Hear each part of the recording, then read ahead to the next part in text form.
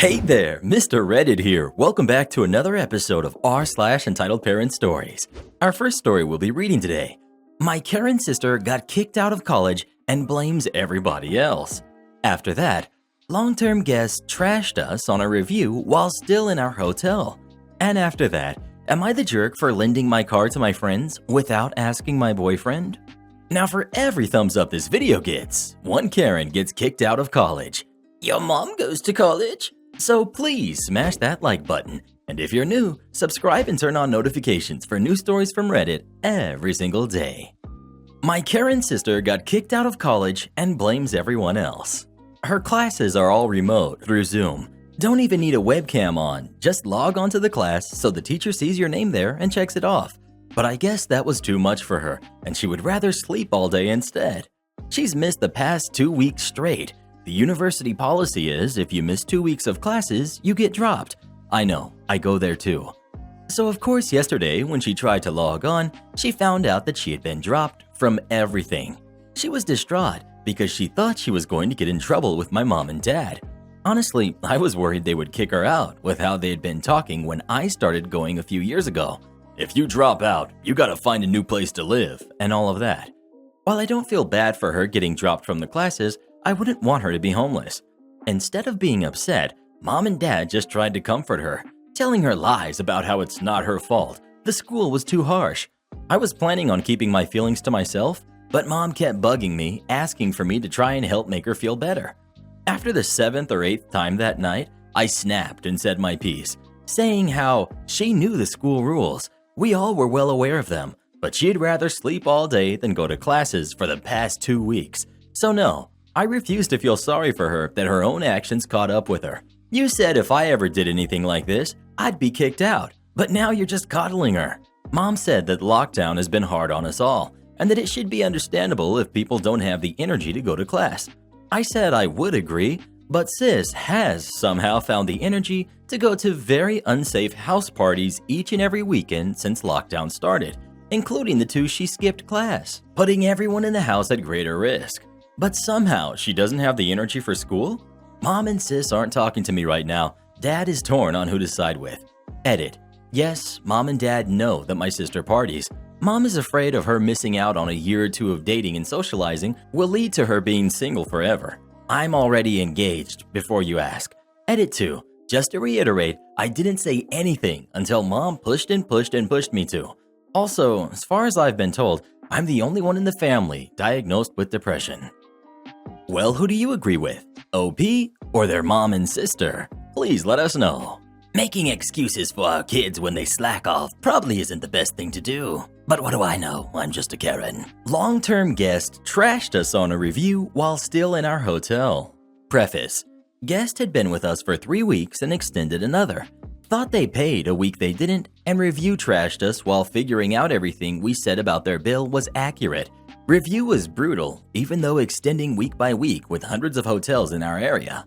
Her husband actually came and apologized for it, so that is something.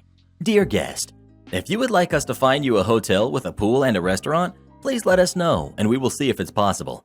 It probably isn't, but if I can find one, I'll send you there. I'd also be happy to have our engineer take a look at your closet.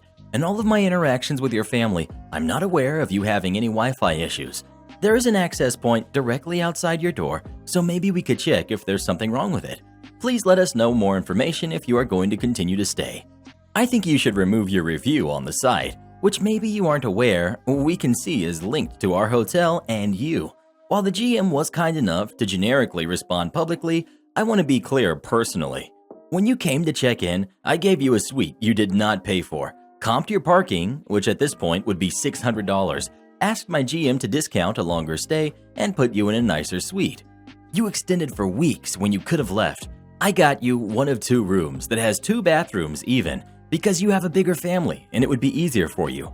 The hotel might not be perfect, but I seriously went out of my way for you. I personally helped you. Unfriendly staff is incredibly unkind and personally hurtful. At this point, I personally saved you more than $1,000 just being nice, which helps me in no way at all, and went out of my way for you, beyond what you know. Yeah, so I could explain about lockdown and blah blah, but that doesn't matter. I was exceedingly generous to you, patient with you, kind to you, and you trashed me. I would greatly appreciate if you took your review off of the site. If not, I guess if you choose to keep staying in a hotel you hate with staff that is unfriendly, it's whatever. Let us know when you need new towels and quarters and stuff. Thanks. FOM that is exhausted and had enough. Have you ever gone out of your way to do something nice for somebody and they didn't appreciate it at all? Please let us know. Story of my life, Reddit boy. Story of my life. Am I the jerk for lending my car to my friends without asking my boyfriend? I have a car that I don't use a lot because I walk everywhere, like work and the grocery store. I sometimes lend my car to my friends, and that is something I've done since I got the car 7 years ago. Most of my friends live in the city too and don't have cars, but sometimes will want a car for a weekend trip or to haul stuff around that's hard to carry without a car. I don't mind lending it out. My friends always bring it back cleaned out and with a full tank of gas, car washed, and a lot of them have just helped me out with car maintenance. Like with their help, I can have the car at a very little cost, just my $30 insurance bill, and occasionally buying my own gas. I've been in a relationship with Joey this year, and we've been arguing when I lend out my car. Generally, he's frustrated if he wants to do something that needs a car, and I tell him I don't have the car that day because a friend has it. Last week, my friend mentioned wanting to go camping with her boyfriend, and I asked if they wanted to borrow the car, and she said yeah, so I lent her the car without really thinking. On Saturday, my boyfriend said he wanted to go to IKEA and asked if I had joined. I said yeah. He suggested we take the car because he wanted to get a table, and I said that I'd lent my friend the car, but we can take the bus and I'd help him carry the table. He got frustrated with me, saying that it isn't college anymore. Having your car be the one car for the friend group is fine in college, but your friends need to grow up and stop mooching. And he called me a pushover because I had 8 keys cut for my car, which my friends have. But honestly, that's just for convenience, so I can lend them the car without having to be there to hand over the keys. I said it was rude to call my friends mooches. Heck, maybe I was the mooch here because I'd paid for my own gas like once in the last year. Haven't had to go to the shop for maintenance at all because my friends help with that, and hadn't washed or cleaned out or vacuumed the car once. He said it was also inconsiderate of me to lend the car without telling him, and I said that I thought it was inconsiderate of him to always feel entitled to my car. If he wanted to use it, he could ask me a few days or weeks in advance like my friends do, instead of assuming I'll give it to him any given day.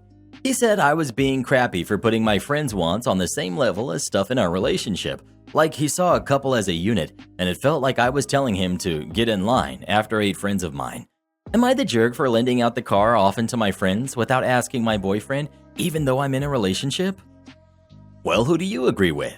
OP or her boyfriend? Please let us know. Here's an idea. How about Joey get his own car? I don't think he should be calling anyone a mooch. Or maybe his mom can keep carrying him around in her pouch. That's a kangaroo joke. 2 for 1 idiot combo. I work at a brunch place in the USA and had these 2 interactions not even 5 minutes apart.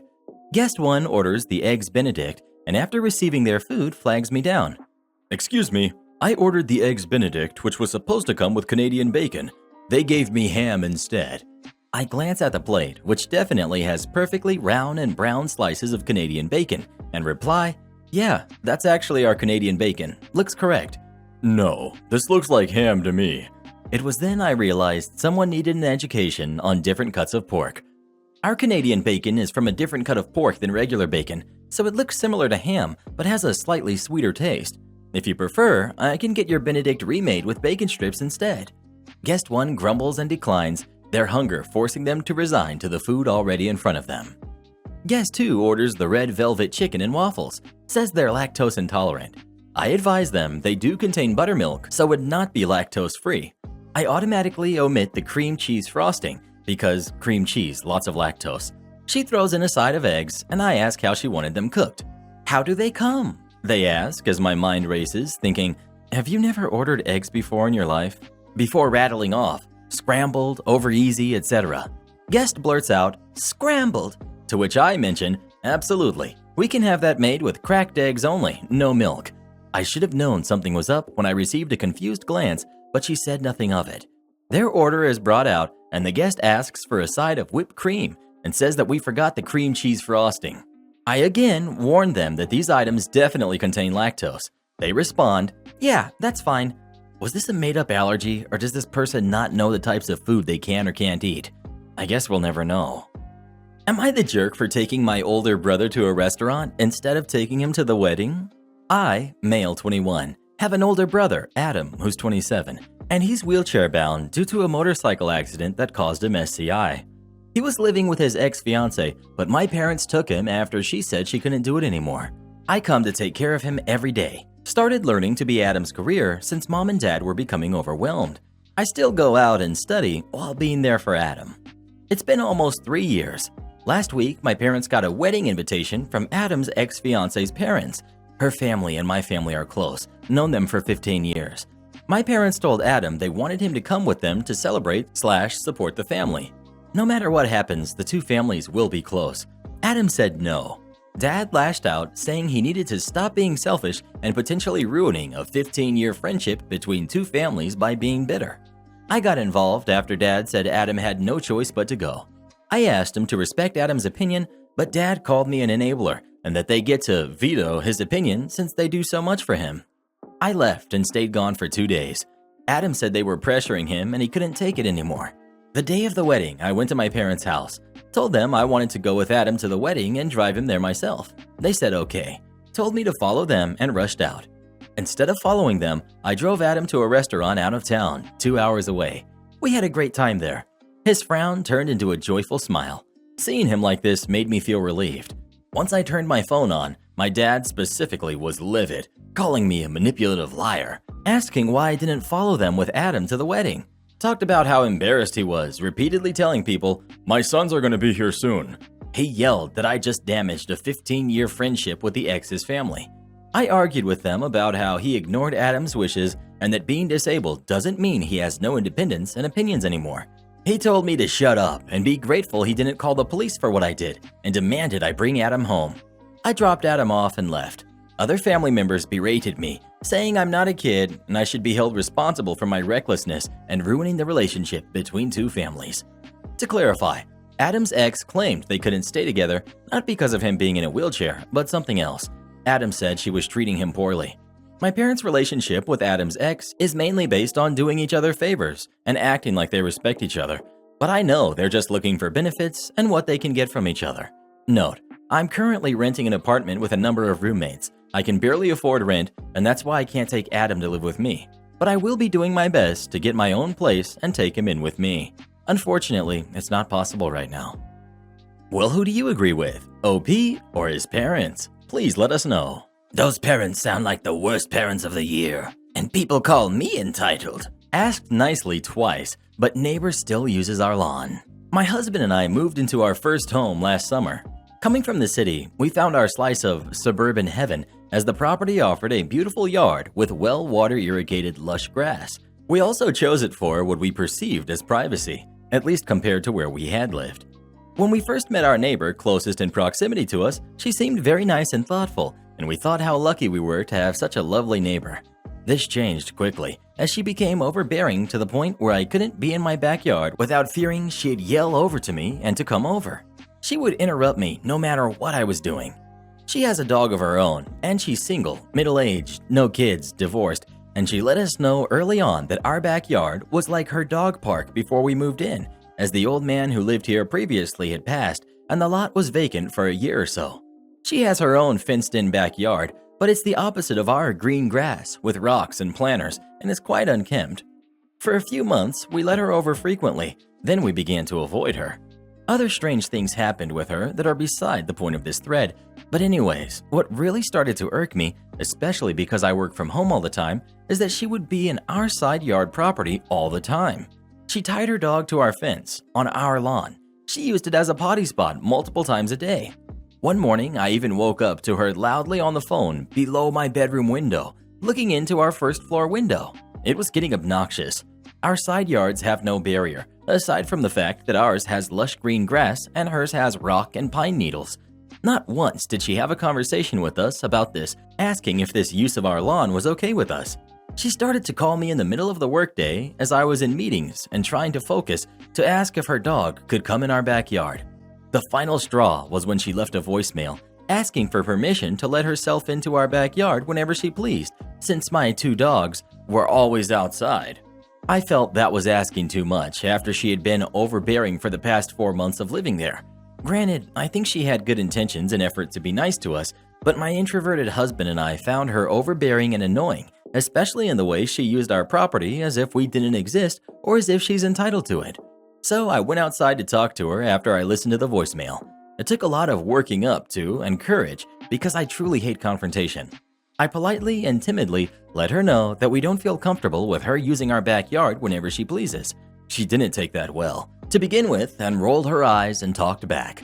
I went on further to ask that she stop using our side yard because we like our privacy. Then she really lost it, saying, "Well, so much for having a good neighborly relationship," and stormed off. I was taken aback because if someone let me know I was overstepping someone's comfort and property zone, I would say, "So sorry, I had no idea." But of course not.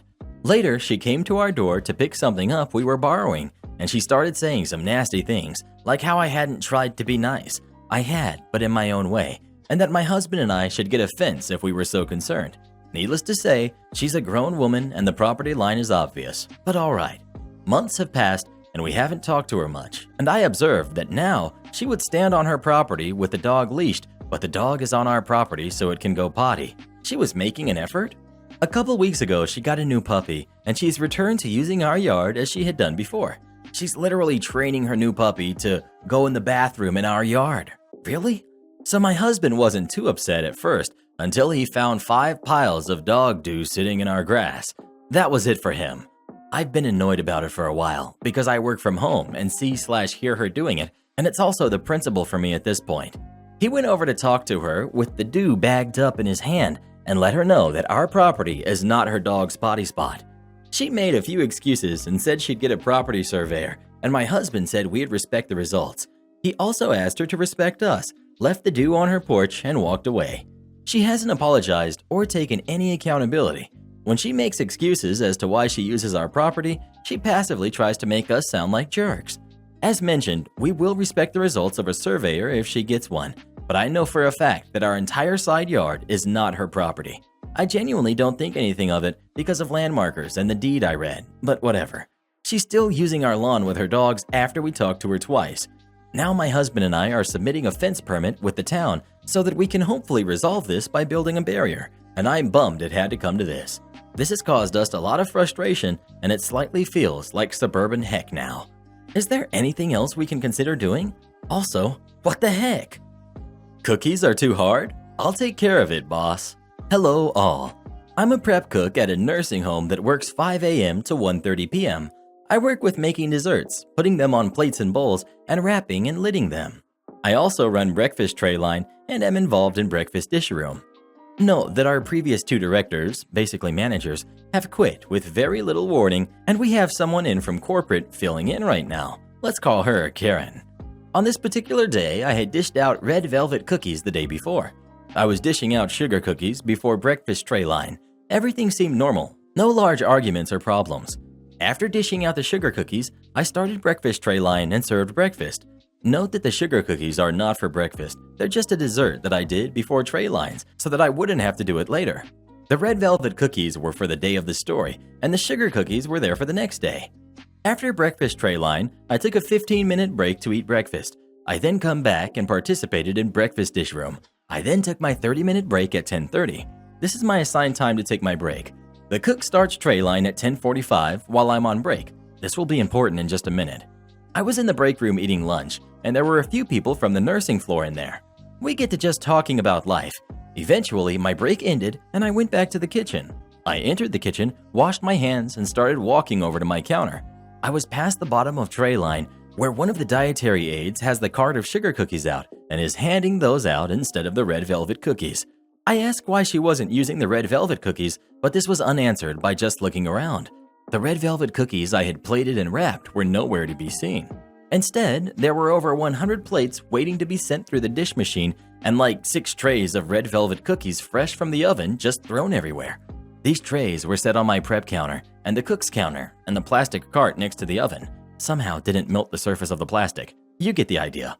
I asked Karen what's going on, and she said my cookies were hard. She informed me that she had unwrapped all my cookies and baked another batch. I now had to wash all of those plates and plate up a whole new batch of cookies. However, this couldn't be done just yet. Not only were the cookies still too hot to deal with, but I was halfway through a fruit dessert that I started right before I went on break. We are allowed to do this as long as nothing is left out without a lid. I moved her trays and staggered them on top of each other so that the cookies didn't get smashed. I then finished my fruit dessert as quickly as I could. Then I washed over 100 dessert plates and began plating and wrapping the new cookies.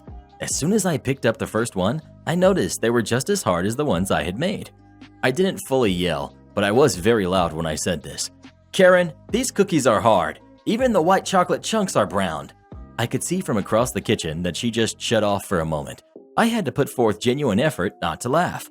Karen came over to my counter and picked up a cookie without wearing any gloves, broke it in half, ate one half, and threw away the other half. Note that she reached on a full tray of exposed cookies without gloves and took off her mask to eat while she was right next to me. Not to mention, she was eating over my prep. I didn't say anything about this. This type of not following her own rules has happened many times before. She told me they were fine and returned to her office. I started putting on a glove, elbowed her window gently to get her attention and not dirty my gloves, and snapped my glove on my wrist like a doctor. I did this to show her that I was wearing gloves and to silently remind her that she was not. She just stared at me. This caused a 2.5-minute staring match through her office window. Neither of us were getting anything done, and I ended up losing because I was genuinely crying from laughing and had to blink because my eyes were burning. I plated and wrapped the cookies and informed the administrator of all the wasted supplies and utilities thanks to Karen's behavior. The losses were 120 red velvet cookies, over 30 minutes of each of our time that she had to pay me overtime for, and all the water, gas, and electric needed to wash all the plates and make another batch of cookies. Oh yeah, and probably another 150 feet of plastic wrap. Upper management didn't do anything about this because Karen was from corporate. I'm now looking for another job, and the place in this story will be completely done for with only half a prep cook when I leave. I say this because the other prep cook is only there on my days off and fills in for the cook when I am there.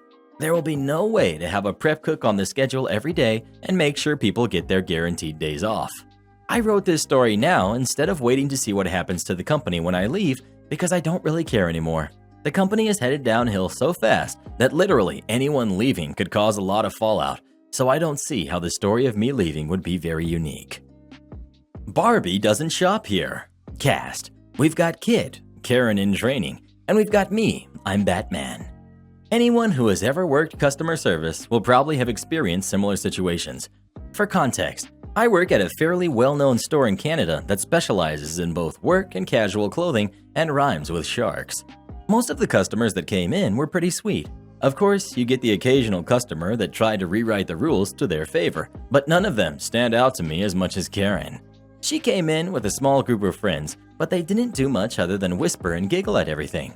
Anyway, it started off like any normal day, and I was working in the industrial section organizing the steel-toed work boots. That's when Karen approached me. She actually started off normal. Karen. Hi. Me. Hi there. Anything I can help you out with? Karen. I'm looking for pink steel-toed boots. Do you have any? Me. Well, sort of. Let me show you what we've got. I showed her what we had, but at that point, the closest we had were a light gray boot with pink trims, laces, and stitching. But nope, not good enough for her. Friends giggling. Uh-oh, he's in trouble. Here it comes, etc. Karen. Can you check in the back? This can't be all you have. Me. Sure, no problem. Now, I knew there was nothing else in the back. I mean, seriously, why would there be products hidden? But this way I can say I looked. So I looked, and as I expected, nothing. So I come back out. Karen was in a huddle with her friends whispering, which immediately broke up as I approached. Me. Well, sorry, no luck. Looks like that's all we have. Karen. Are you sure? I really want pink steel-toed boots. Friends are giggling. Seriously, did she think I looked like Chris Angel? I mean, if so, sweet. But the point is, I can't just make shoes we don't have appear out of nothing. Me. No, I'm truly sorry. If there's anything else you need, give me a shout, which is basically retail talk for shut up and go away. She wasn't having it. For the next 5 minutes or so, which felt like an hour, she just followed me around like a kid, repeating, I need pink steel-toed boots. I want pink steel-toed boots. Can you find me a place that has pink steel-toed boots? Etc. Her friends were having a ball, giggling away at all of this. Finally, she just got in front of me, stomped her foot like a 3-year-old about to go on a tantrum, got in my face, and loudly demanded, "Why don't you have pink steel-toed boots?" Insert dramatic gasp and more giggling from her friends. That was my breaking point. In the back of my mind, a little voice that sounded like Joe Pesci went, "That's it." I looked right back at her and declared, "Because Barbie doesn't shop here." She clearly didn't see that coming because her jaw dropped open and she turned a deep shade of red. Her friends, who were giggling at me before, were now full-on doubled over laughing their butts off at her as her mouth flapped open and shut as it searched for her brain. Finally defeated, she slumped out. I heard later from the cashier by the door that all the way out, her friends were hot on her heels, teasing her about "Barbie doesn't shop here" over and over, with her sulkily telling them to shut up. Now, I'll admit, it may not have been the best way to handle it, but even my manager laughed when he got wind of it. So, all in all, it felt good to put that little jerk in her place, and I can only hope she learned from it. But, Karens. Anyway, thanks for reading, guys. I hope you enjoyed it. Entitled friend comes for a weekend visit. First time posting in here. My entitled friend and me went to high school together in my home country, and now I live in a foreign country. I've known her for 7 years. Entitled friend decided to visit me for the weekend, and that was her first time visiting the city I live in. Very touristy. We visit the city, take pictures, etc. We had a nice day. Summer of 2017. Me. Please don't post any pictures of me on social media. Entitled friend. Oh, don't worry. I will just post mine. Important for later. Once we get home to sleep, I show her the converted bed I bought for her. Me. Hey, this is the bed I bought for the occasion. Let me bring clean sheets for you. Entitled friend. You want me to sleep on this bed? I am the guest. I should sleep in your bed. Me, thinking that she's joking. Yeah, right. Good night. Entitled friend. You don't know how to treat your guests. You aren't polite. If you refuse to give the bed... I'll look for a hotel now. Me. Good luck finding any. It's summer in a very touristy city. Average cost 170 euros per night. She's a student. She can't afford it. Entitled friend huffs and goes to bed, and I do the same. Start scrolling on Instagram, and I find a picture of me posted on her Instagram. It was just a picture of me. Me. I told you not to post my pictures as I wasn't feeling secure. Entitled friend. Yeah, but I took the pictures, so I can do whatever I want with it. Me. But that's my face in there. Entitled friend ignores me, and I didn't have the energy to argue with her, so I just let it go. The picture is still posted on her Instagram until this day. And this was only day 1 of her visit. Is she entitled, or am I overreacting? Am I the jerk for not wanting family members to continue to use my house for holiday family gatherings? So ever since our relationship got serious, I would go and spend all the major holidays with my partner's family. This has been going on for the last 6 to 7 years. I just get along more with his family than my own family and feel more at ease with them. Anyway, a few months after my mom passed away, my partner and I moved into the house she lived in. It's the same house that me and my step-siblings grew up in. The issue is that it's the same house that they would all have family gatherings at, and even though it's my home, they still think of it as the family home. They want to have Thanksgiving here, as it's their tradition to have it at the grandparents'. We told them we weren't going to be hosting Thanksgiving, and we're going to continue going to my in-laws like we usually do. My stepsister asked if they could use the house then because they usually grill their turkey on the barbecue and play a game of football, but no one else had a yard or a barbecue. They all live in apartments in the city. I said no because I'm honestly not comfortable with that. She started to sound a little annoyed. Then she asked about Christmas because the kids all love coming over to go sledding and then open their presents by the fire. No one else has a fireplace or open hills fit for sledding right nearby. I again said that wouldn't work because we would be at my in-laws then too. She asked why they couldn't use it since we wouldn't be there anyway. This time I did sort of bluntly tell her I wasn't comfortable with them all in my home without me there. She asked if I was serious and reminded me that we're family. She said that I'm hurting them and the kids by taking away their parents' and grandparents' home when they all are missing them both so much as this is their first holiday season without them. She continued on to say it was bad enough that we didn't invite them over to do Halloween here when they knew we didn't go over to my in-laws for that. So is it bad that I don't want a bunch of people in my house while I'm gone and that I don't want to spend or house family gatherings with them at my house?